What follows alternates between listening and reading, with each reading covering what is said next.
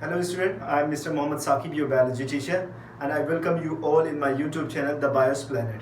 तो अभी तक हमने क्लास 9th बायो में अभी तक हमने क्या पढ़ा था मैं उसके बारे में एक बार थोड़ा से बता दे रहा हूँ।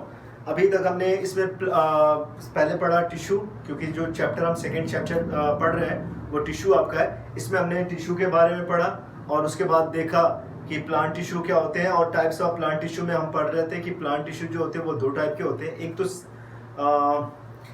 आपका सिंपल परमानेंट टिश्यू एक तो आपका मेरिस्टेमेटिक टिश्यू होता है, एक परमानेंट टिश्यू होता है। फिर हमने मेरिस्टेमेटिक टिश्यू पढ़ने के बाद परमानेंट टिश्यू को पढ़ना शुरू किया। तो अभी परमानेंट टिश्यू में हमने बहुत ज़्यादा तो पढ़ा नहीं है, लेकिन जितना भी पढ़ा है उसमें हमने सिर्फ सिंपल टिश्यू के बारे में पढ़ा है।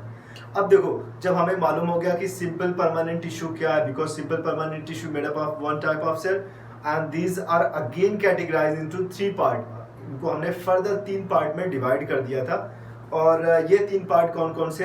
एक पैरेन्काइमा आपका है, आपका कॉलेनकाइमा है एंड स्क्लेरेनकाइमा। तो कल हमने जो बात की थी वो पैरेन्काइमा के बारे में बात की थी, तो हमें मालूम है पैरेन्काइमा क्या होता है। अब हम बात करते हैं कॉलेनकाइमा के बारे में, जो बड़ा इंपॉर्टेंट है। This is the second type of simple permanent tissue. अब ये भी एक ही टाइप के सेल से बने होते हैं। यहाँ पे जो मैंने डायग्राम लास्ट में 2 डायग्राम बनाए, ये आपके एनसीईआरटी के डायग्राम। आप इस डायग्राम को जाके देखें। ये आपका ट्रांसवर्स सेक्शन है आपका एक स्टेम का, और ये आपका लॉन्गिट्यूडिनल सेक्शन है। तो दोनों को दोनों तरीके से कट करके इसमें उस टिश्यू को दिखाया गया है इस तरह से, किस तरह से वो टिश्यू दिखते हैं। तो हम उस चीज़ को यहाँ पे पढ़ने जा रहे हैं। तो पहले हम इसको पढ़ेंगे, फिर उसके बाद स्क्लेरेनकाइमा का मैंने डायग्राम पहले यहाँ पे बना के रखा हुआ है। पहले हम पैरेन्काइमा को पढ़ लेते हैं, फिर उसके बाद स्क्लेरेनकाइमा को भी पढ़ लेंगे। चलो, सबसे पहले अभी हम कॉलेनकाइमा को पढ़ेंगे। पैरेन्काइमा हम ऑलरेडी देख चुके हैं। तो कॉलेनकाइमा इसमें जो आपका है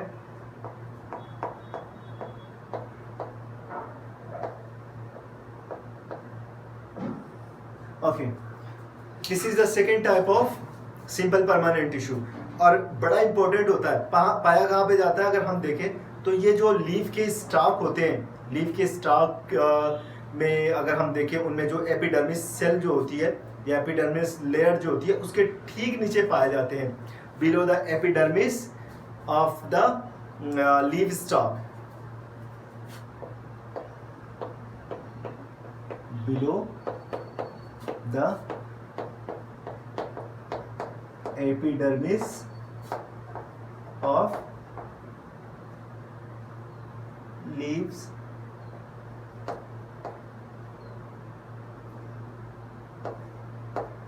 stalk।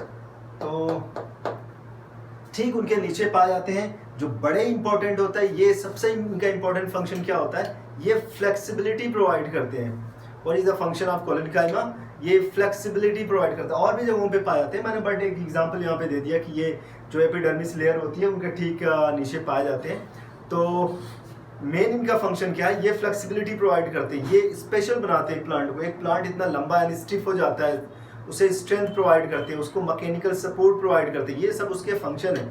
आप एक प्लांट को देखेंगे, जैसे हम एक प्लांट को देखिए, उसकी हमने क्या की, स्टेम को इस तरह से बेंड कर दिया, थोड़ा से मोड़ दिया, वो ब्रेक नहीं हुई, फिर हमने छोड़ा, वो अपनी फिर से पोजीशन में वापस आ गई।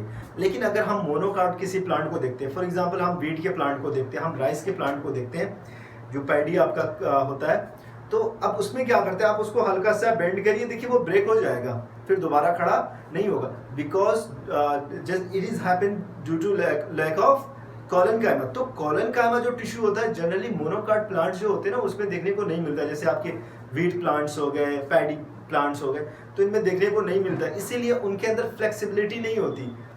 जोर से हवा चलती है, एक हल्की सी आंधी आती है गर्मी के टाइम पे, या फिर बरसात में ऐसा हो जाता है, पूरा का पूरा खेत खराब हो जाता है।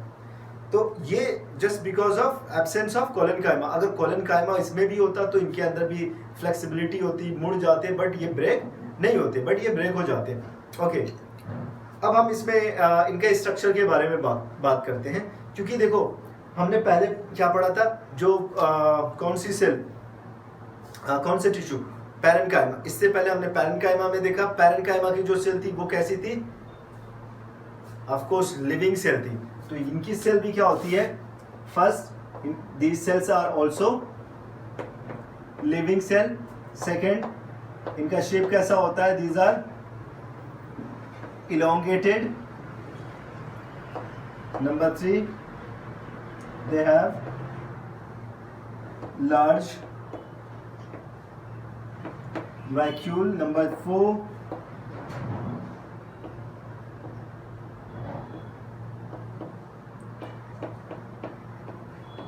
thickened cell wall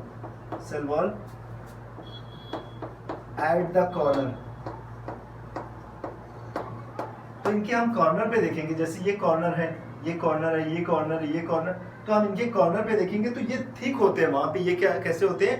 ये थिक होते हैं। तो ये थिकेंड इनकी सेल वॉल होती है और इनका जो इंटरसेलुलर स्पेस होता है वो कम होता है as compare to the parenchyma, उसमें कम होता है। और इसके अलावा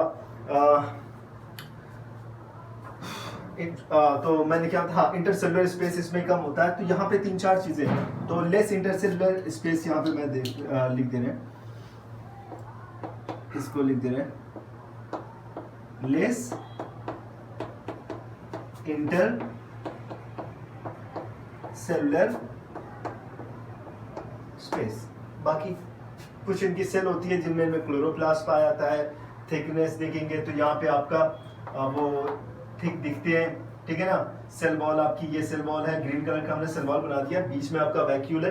आप इस डायग्राम को अपने से ड्रॉ करें और उनके सारी चीज़ों को वहाँ पे मेंशन करें, वो लेबलिंग करें उसे ठीक से और देखें तो समझ में आ जाएगा। क्योंकि मैंने यहाँ पे जो बनाया है, कलर थोड़ा से हो सकता है कि वीडियो में बहुत ज़्यादा क्लियर ना दिखे, बट आप अपने से बनाने की कोशिश करें। एनसीईआरटी बुक अपने सामने रख के पढ़ाई करें, ओके, तभी चीज़ें समझ में आएंगी। जो चीज़ें एनसीईआरटी में नहीं समझ में आई, बुक में लिखी हुई है, समझ में नहीं आई, then you can share with me if you don't get anything. तो आप मुझे बताएं, मैं उसे एक्सप्लेन करने की कोशिश करूँगा। तो ये आपका सेल वॉल है, ये आपके थिकनिंग है, thickening of cell wall, this is the wall end है, और ये आपका क्लोरोप्लास्ट है, बीच में आपका वैक्यूल है, ओके। तो ये सारी चीज़ें यहाँ पे आपको दिख रही हैं। चलो अब इसमें हम फंक्शन तो मैंने पहले ही बता दिए। स्पेशल फंक्शन स्ट्रेंथ प्रोवाइड करना, this is it provide the strength to the plant, it provide strength to the plant and it also the main important of this collenchyma is provide flexibility to the plant. ये plant को flexibility provide करती है। Plant को like उनमें क्या होता है ना कि वो मुड़ जाने वाली जो एबिलिटी होती है वो प्रोवाइड करते हैं। तो अब ये मुड़ जाते हैं इस तरह से और ये नहीं होते, तो ये एबिलिटी कौन प्रोवाइड करता है? ये एबिलिटी कॉलेनकाइमा प्रोवाइड करता है, ओके। तो अब यहाँ तक हो गया। अब हम इसके बाद आगे की चीज़ें पढ़ते हैं। फॉर एग्जांपल अब हम पढ़ने जा रहे हैं किस टिश्यू के बारे में? स्क्लेरेनकाइमा। नेक्स्ट जो हमारा है वो है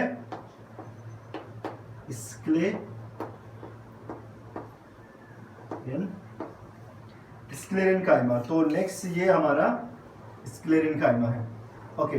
ये देखो, पहले हम देख लेते हैं स्क्लेरेनकाइमा पाए कहाँ पे जाते हैं। तो sclerenchyma generally husk of coconut, जो कोकोनट के हस्क होते हैं उसमें पाए जाते हैं। जो सीड की जो कवरिंग होती है उसमें पाए जाते हैं। जो वेस्कुलर बंडल्स होते हैं उन अराउंड द वेस्कुलर बंडल, तो मैं यहाँ पे लिख दे रहा हूँ कहाँ कहाँ पे पाए जाते हैं। फॉर एग्जांपल 2-3 एग्जांपल लिख दे रहा हूँ। Husk of coconut, husk of coconut. Number 2, covering of seed, covering of seeds around vascular bundles in stems, around vascular bundles in stem. तो स्टेम के जो वेस्कुलर बंडल होते हैं उसमें भी ये पाए जाते हैं। तो यहाँ कहाँ कहाँ पे पाए जा रहे हैं मैंने उसको मेंशन कर दिया। बहुत ज़्यादा चीज़ें जहाँ तक दिया हुआ है उतना मैं आपको बता दे रहा हूँ, ओके। अब हम इसके स्ट्रक्चर के बारे में बात करते हैं। देखो ये जनरली ये डेड सेल, अभी तक हमने क्या देखा? Parenchyma living cell, collenchyma almost living cell, but sclerenchyma is the dead sclerenchyma is the tissue made up of dead cell. तो ये किस टाइप की सेल से बनी होती है? डेड सेल से बनी होती है। क्यों डेड सेल से बनी होती है, इस चीज को समझ लेते हैं। देखो हमें तो पहले ही मालूम है cell wall is a non living part of the cell. तो सेल वॉल जो होता है वो सेल का नॉन लिविंग पार्ट होता है, रेस्ट पार्ट इज लिविंग में भी, but cell wall is non living part. और ये जो सेल वॉल होती है ना, इसके चारों तरफ एक डिपोजिशन होता है। ये जो इसकी सेल वॉल है, तो इसके चारों तरफ एक डिपोजिशन है। और ये किस चीज का डिपोजिशन है, किस चीज का यहाँ पे किस चीज का यहाँ पे डिपोजिशन होता है? यस, यहाँ पे जो डिपोजिशन है वो लिग्निन का होता है। तो lignin is a hard substance. ये एक ऐसा सब्सटेंस है जो हार्डनेस प्रोवाइड करता है। ओके, तो ये हार्डनेस प्रोवाइड कर रहा है, उस तरीके का ये सब्सटेंस है। अब जब ये हार्ड बना देगा, सेल वॉल को हार्ड बना देगा, then things can not go across the cannot be transported across the cell wall। तो अब जब ये इनकी सेल वॉल हार्ड हो जाएगी तो वाटर है, अदर कंपोनेंट्स है, वो सेल के अंदर ना तो जा पाएंगे ना तो बाहर आ पाएंगे। और उसकी वजह से सेल की रिक्वायरमेंट पूरी नहीं हो पाएगी। सेल के लिए जो एसेंशियल कंपोनेंट है वो पूरे नहीं हो पाएंगे। उसके बाद ये सेल डेड हो जाती है। तो ये सेल जनरली कहाँ पे देखी जाती है? स्टेम में और अराउंड द वेस्कुलर बंडल, वहां पे देखे जाते हैं। ओके ओके, तो इसमें फर्स्ट हमने क्या बताया? पहले तो ये फर्स्ट हो गया, इनमें स्ट्रक्चर के बारे में बात करें। These are made up of dead cell. इनकी सेल जो होती है डेड होती है। सेकेंड स्ट्रक्चर डेड क्यों होती है? Because they have thickened cell wall. First they have thickened cell wall. Cell wall इनकी थिक होती है। उसके अलावा सेल वॉल थिक होती है, उसके बाद हम क्या देखते हैं यहाँ पे? जो सेल वॉल होती है उसमें लिग्निन होती है, या फिर हम यहाँ पे लिख दें लिग्निफाइड सेल वॉल। तो लिग्निफाइड सेल वॉल होती है। नंबर 4। ओके, तो इसमें नंबर 4 में हम ये देखेंगे, क्योंकि जो सेल होती है ना, इनके अंदर जो इंटरसेलुलर स्पेस तो इनके अंदर होता ही है। इनमें इंटरसेलुलर स्पेस पाया जाता है। दे हैव इंटरसेलुलर स्पेस, तो इनमें इंटरसेलुलर स्पेस होता है। इंटरसेलुलर स्पेस ये तो पाया जाता है। लेकिन लास्ट चीज जो क्या है कि ये नंबर 5 जो मैं यहाँ पे लिखने जा रहा हूँ वो ये है कि इनके अंदर जो इंटरनल स्पेस होता है, जो इंटरनल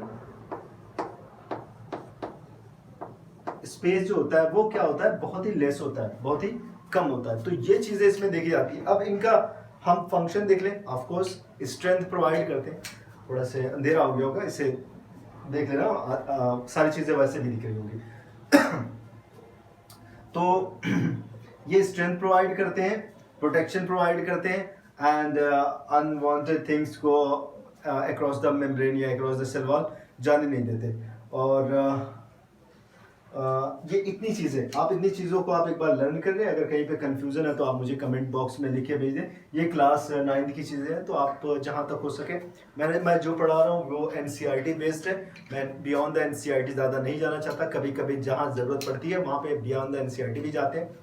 और आगे जाके हम कोशिश करेंगे कि और भी ज़्यादा चीज़ों को, एक्स्ट्रा स्ट्रोक वाले लेक्चर भी अलग से डाल दिए जाए, ताकि अगर आपको एक्स्ट्रा इन्फॉर्मेशन चाहिए तो आप मेरे लेक्चर्स को यूज़ कर सकें।